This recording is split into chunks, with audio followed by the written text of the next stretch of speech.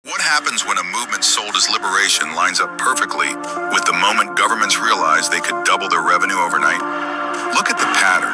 For generations, a household ran on one income. One worker, one taxpayer, one stable contribution to the system.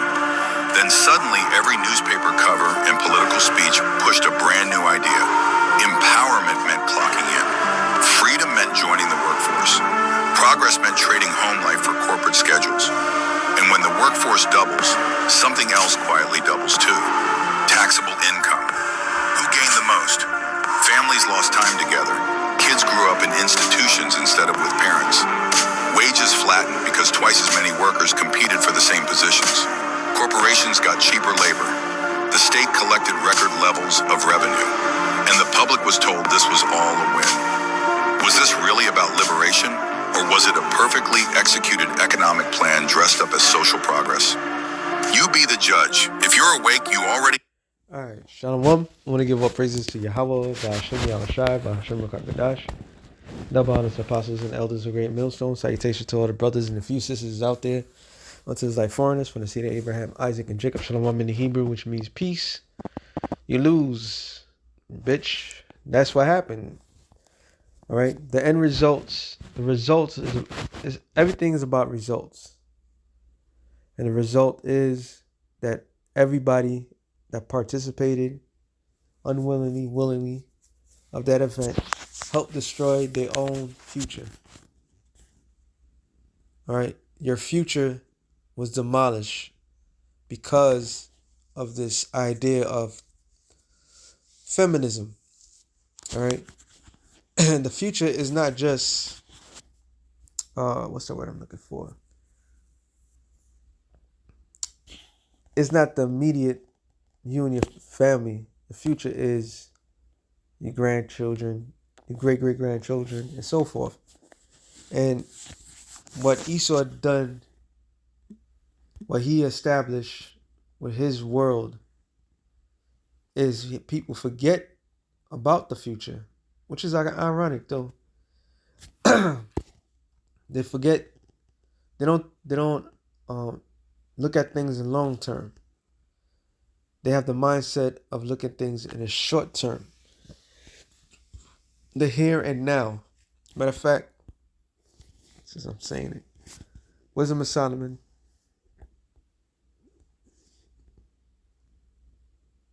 2 and matter of fact, I said on 1. For when the ungodly said, reasoning with themselves, but not aright, a life is short and tedious, and in the death of a man there's no remedy. Neither was there any man known to have returned from the grave, which many years later, after Solomon, it was he, as his true self Yahweh Shai, came back from the grave through the spirit of Yahweh. For we are born at all venture, and we shall be hereafter as though we have never been.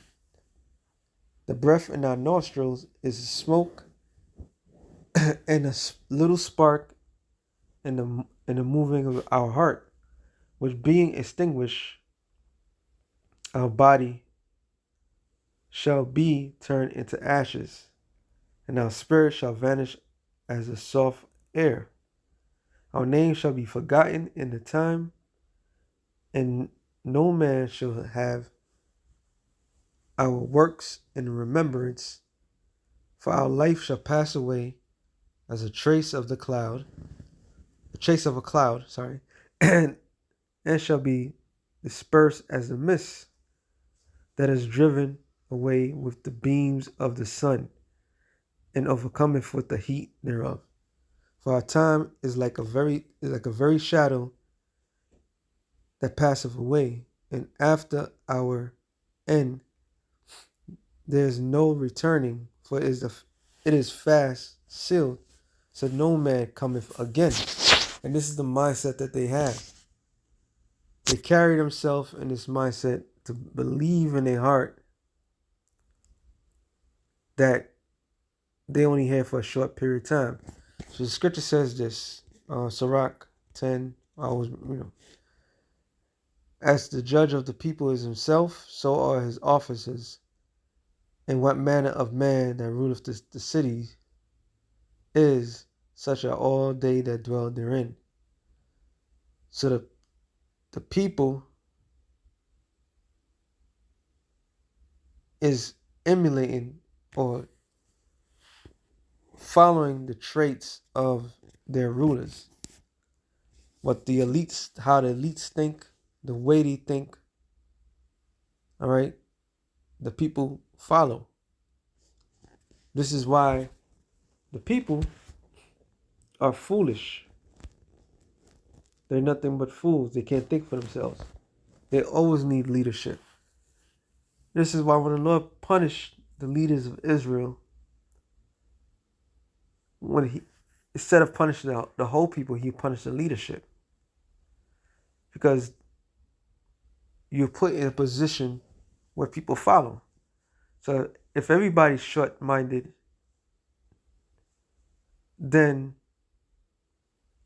if the leaders are short-minded, then everybody else is short-minded.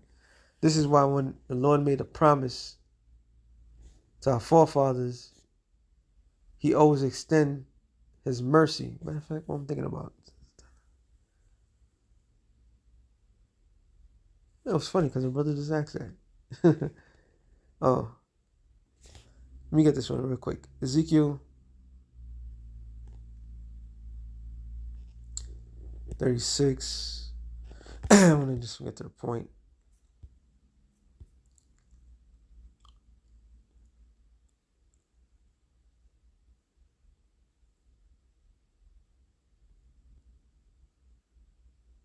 "18. Wherefore I poured on my..." No, actually I gotta go down a little bit more. A little bit more. I just want to get to the point.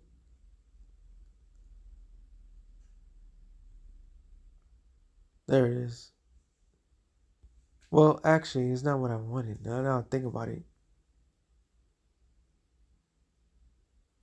The Lord is going to deliver us for his name's sake. All right? But it's really the oath. Matter of fact, let me just type it in.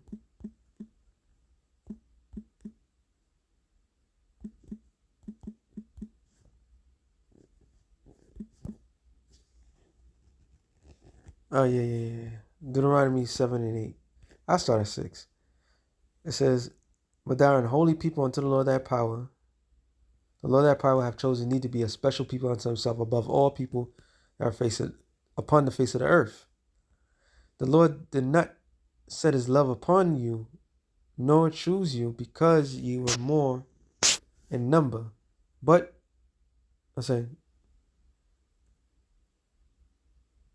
"nor, or because you were more in number than other people, for you were the fewest of all people, but because the Lord loved you, because the word, because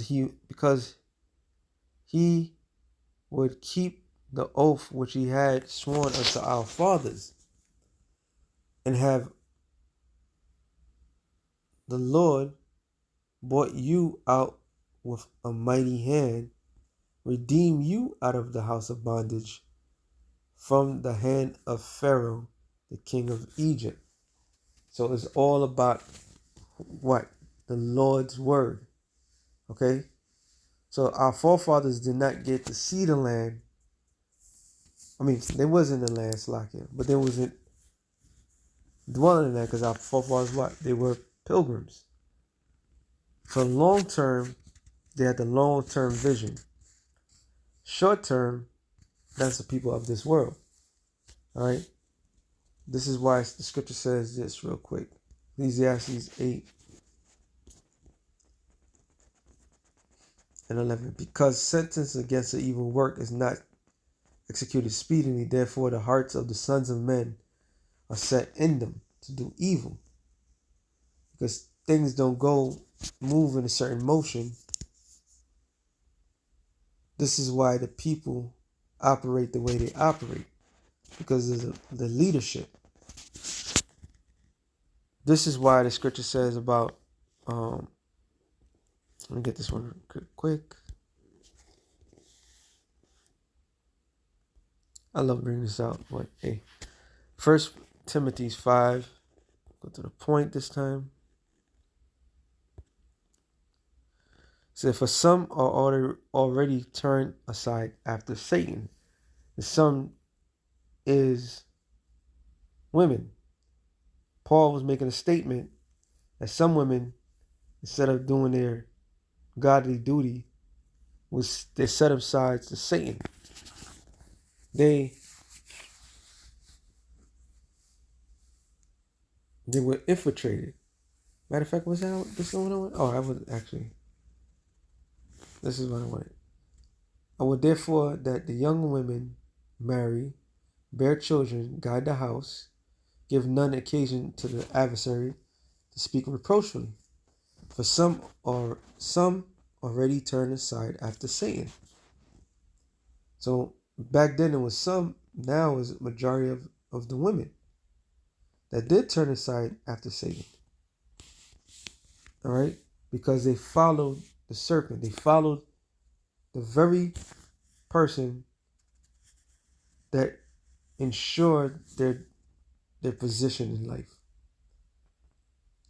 Instead of being feminine and help building their home, their foundation, they was enforced to destroy the very foundation that would benefit them, which is self-suicide. All right. Sirach, it's not 28. Is it 28? Let me just get it. I believe it's 28.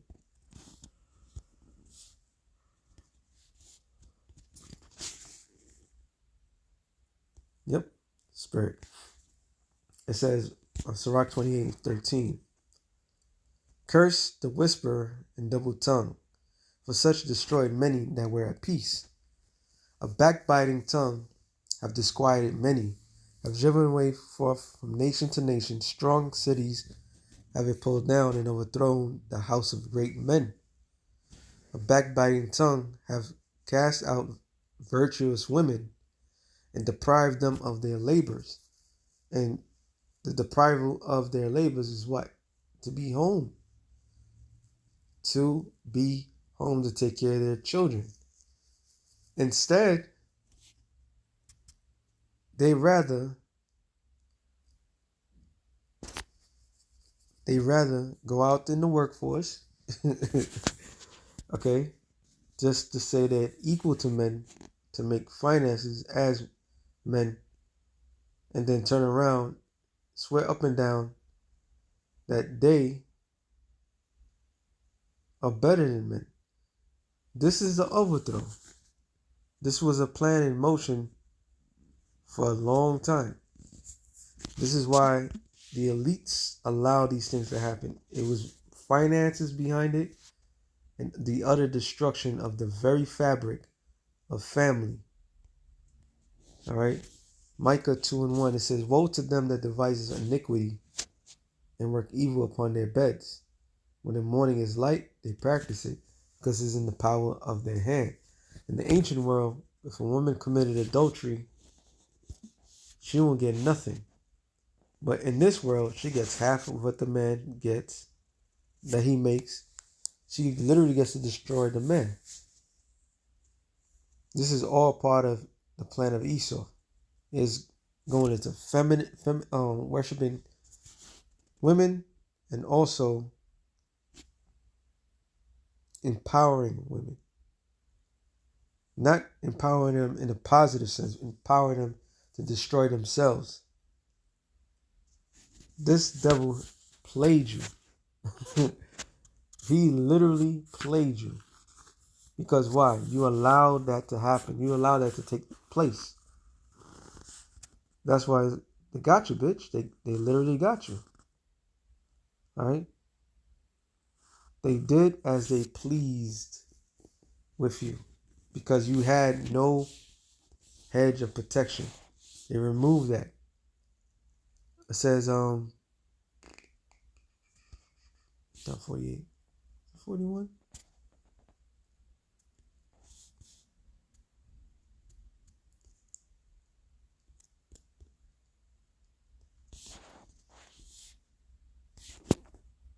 Let's see. No.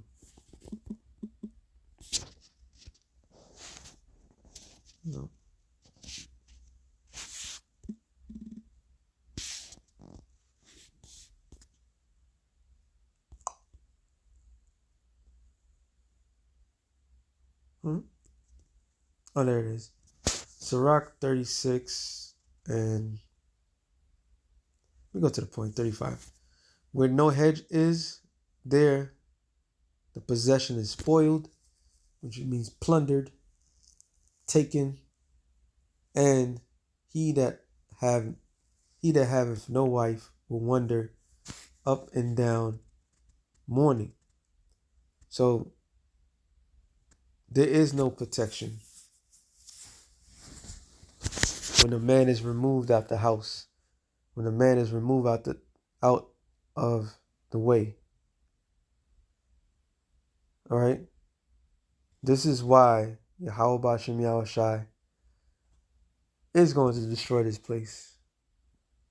The evil diabolical plan of destroying the very union that he established. And Lord knows this man has established the most vilest things. Let me get this one more thing, and that's it. All for money. Isaiah 10 and 1. It says, woe unto them that decree unrighteous decrees, and write grievous which they have prescribed, to turn aside the needy from judgment, and to take away the right from my people, from the poor of my people, that the widows may be their prey, and that they may rob the fatherless. And that's what they created a system to do. And it's plain as day. So with that being said, something real quick to the spirit. Shalom to the elect of the nation of Israel. Shalom. Ain't no mystery. Yeah, y'all see